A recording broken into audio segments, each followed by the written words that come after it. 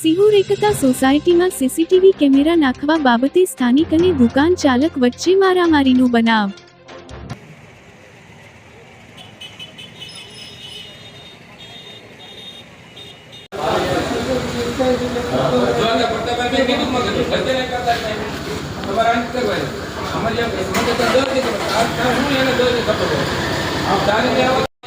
શું બનાવ બન્યો હતો?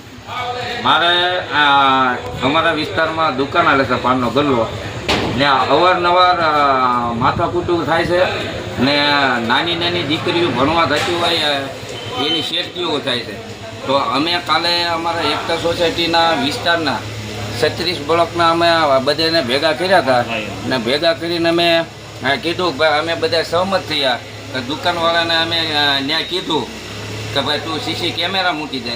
તો કેમેરા મૂકવાનું કીધું એટલે એને કાલે એને વાત કરી હતી કે આજે કેમેરા નહીં મૂકો ને કાલે કેમેરા લઈ બરાબર તમારે થાય એ કરી લો।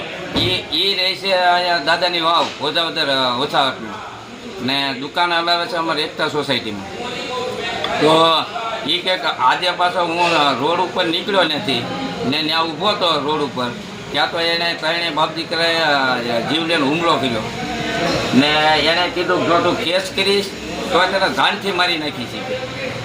તમારી પર હુમલો કરનારા કોણ કોણ હતા? કલ્પેશ હતો, મેહુલ ને હિંમતલાલ।